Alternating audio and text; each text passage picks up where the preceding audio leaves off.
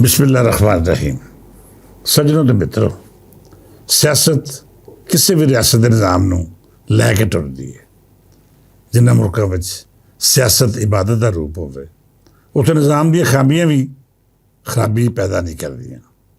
जमहूरीयत अजिहा system है, जेकर इहदी आबियारी अवामी सोचां नाल कीती जाए तो फिर इहदे नतीजे भी शानदार बरामद होंदे ने।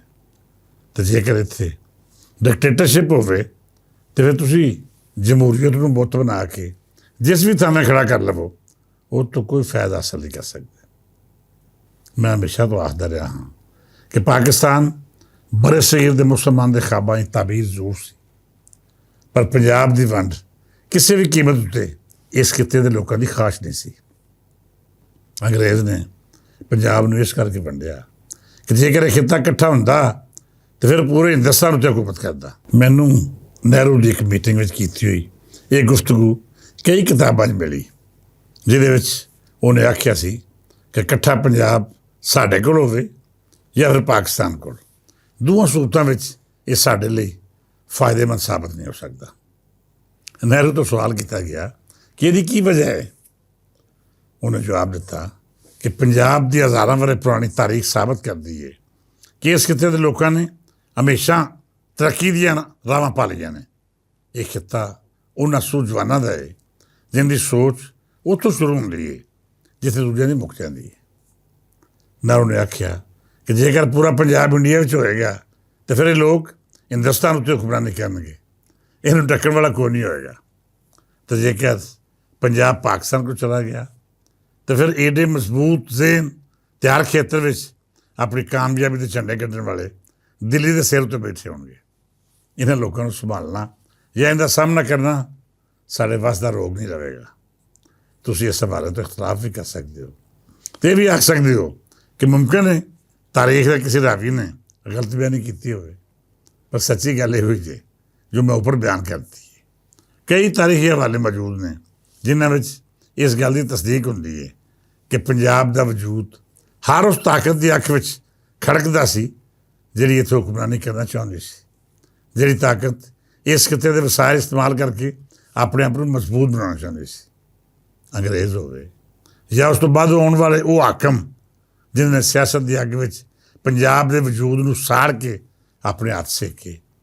हर उस जलाद ने पंजाब नाल गैर इंसानी सलूक किया जिहदे मफादात ते सियासी लोड़ां अवामी लहू चूसण दे नाल जुड़ियां होईयां सन।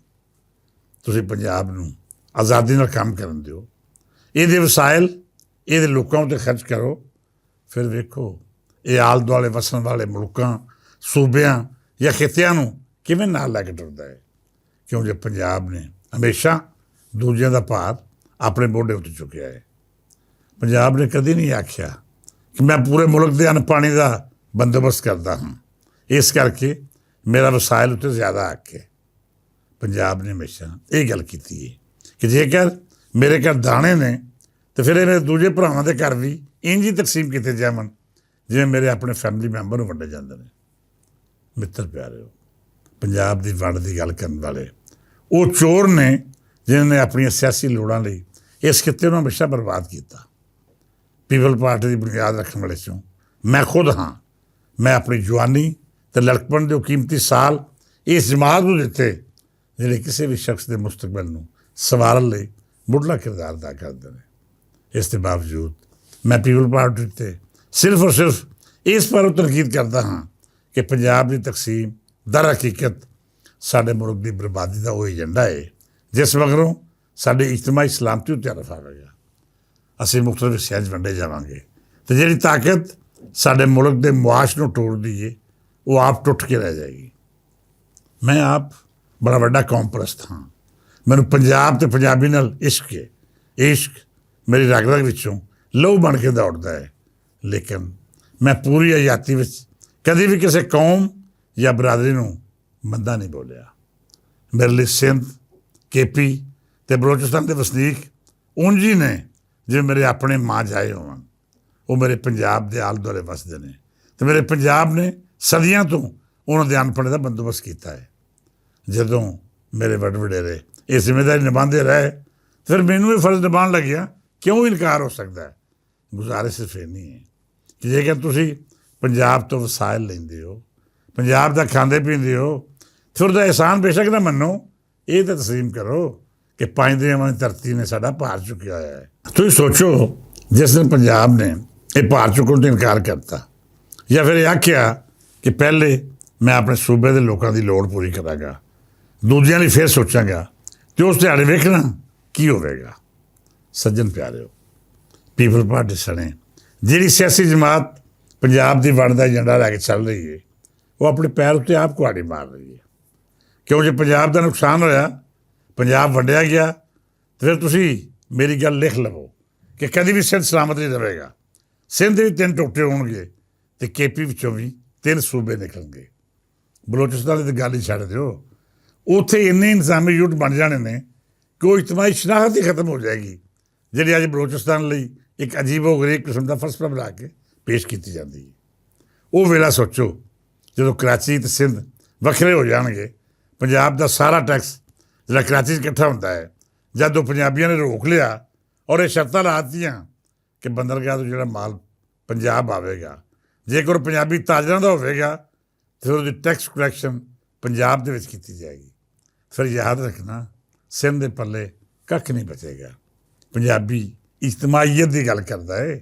ਕਰਾਚੀ ਦਾ ਉਹ ਸਾਰਾ ਟੈਕਸ ਜਿਹੜਾ ਪੀਪਲ ਪਾਰਟੀ ਦੀਆਂ ਫੱਫੇ ਕੁੱਟਣੀਆਂ ਇਸ ਦਾਅਵੇ ਨਾਲ ਦੱਸਦੀਆਂ ਨੇ ਕਿ ਸਿੰਧ ਦਾ ਹੈ, ਉਹ ਸਾਰੇ ਦਾ ਸਾਰਾ ਟੈਕਸ ਪੰਜਾਬੀ ਤਾਜਰ ਅਤੇ ਇੰਪੋਰਟਰ ਅਦਾ ਕਰਦਾ ਹੈ। ਪੀਪਲ ਪਾਰਟੀ ਨੂੰ ਆਪਣੀ ਪਾਲਿਸੀ ਤਬਦੀਲ ਕਰਕੇ ਉਹਨਾਂ ਪੈਰਾਂ ਉੱਤੇ ਪੈਰ ਰੱਖਣੇ ਚਾਹੀਦੇ ਨੇ ਜਿਹੜੇ ਨਿਸ਼ਾਨ ਜ਼ੁਲਫਕਾਰ ਲਈ ਭੱਟੋ ਨੇ ਛੱਡੇ ਸਨ। ਉਹ ਲੀਡਰ ਜਿਹੜਾ ਅਵਾਮੀ ਲੀਡਰ ਸੀ, ਜਿਸ ਦੇ ਕਿਰਦਾਰ ਉੱਤੇ ਕਿਸੇ ਨੂੰ ਇਤਰਾਜ਼ ਨਹੀਂ, ਜਿਹਨੇ ਮੁਲਕ ਨੂੰ ਜੋੜਨ ਦੀ ਗੱਲ ਕੀਤੀ ਅਤੇ ਹਰ ਸੂਬੇ ਨੂੰ ਉਹਦੀ ਪਹਿਚਾਣ ਅਤੇ ਫਖਰ ਦੇ ਨਾਲ ਸਿਆਸਤ ਦਾ ਹਿੱਸਾ ਬਣਾਇਆ। ਹੁਣ ਕੁਝ ਜ਼ਹਿਨੀ ਤੌਰ 'ਤੇ ਕੋੜ ਕਿਰਲੀਆਂ ਪੰਜਾਬ ਦੀ ਵੰਡ ਦੀ ਗੱਲ ਕਰ ਰਹੀਆਂ ਨੇ। ਉਹਨਾਂ ਵਿੱਚੋਂ ਇੱਕ ਝੂਠ ਅਤੇ ਅਜਿਹੀ ਵੀ ਹੈ ਜਿਹਦਾ ਕੰਮ ਹੀ ਦਲਾਲੀ ਕਰਨਾ ਹੈ।